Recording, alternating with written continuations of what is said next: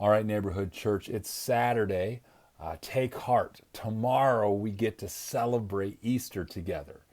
And yet, as I say that, I realize that we're going to celebrate Easter in a way none of us ever have before.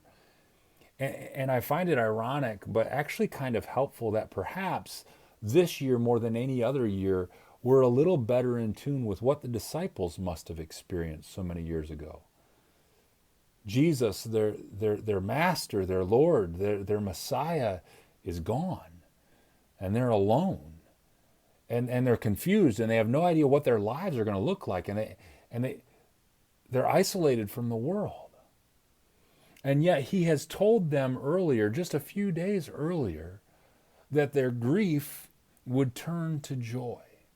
And now they're wrestling with, can we take hold of this promise? Now we know that Sunday's coming. We know what happens. We know that Jesus doesn't stay dead, but they didn't. And yet for us, we don't know what tomorrow's going to look like. We don't know what life after this time of isolation and social distancing is going to look like. And so we too need to remember that grief turns to joy. And so as you finish out John 16, verses 16 through the end of the chapter in verse 33, I just want to turn your attention to a few verses beginning at the end of verse 20. You will grieve, but your grief will turn to joy. A woman giving birth to a child has pain because her time has come, but when her baby is born, she forgets the anguish because of her joy that a child is born into the world. So with you, now is your time of grief, but I will see you again, and you will rejoice, and no one will take away your joy. He begins chapter 14 by saying, don't let your hearts be troubled. And now he's telling us joy is coming.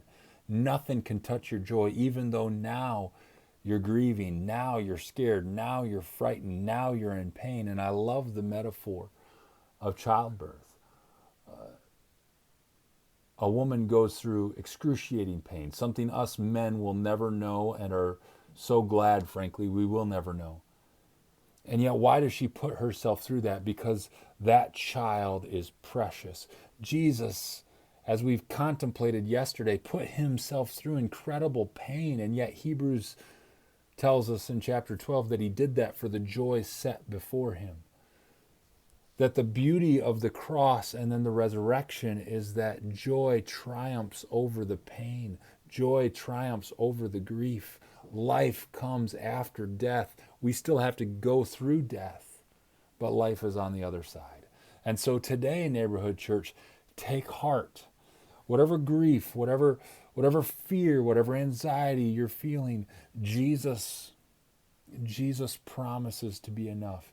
He promises to triumph. And because the grave could not hold him, your grief, your fear, your anxiety doesn't hold you and doesn't have to control you. And so take heart.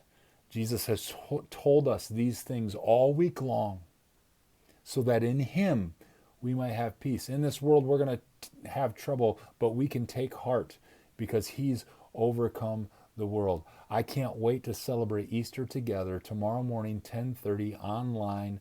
It's on the link is on Facebook. We've texted it out. Be sure to join us as we celebrate Jesus, who is the resurrection and the life. We can believe and we can receive that truth. And we look forward to celebrating it together tomorrow.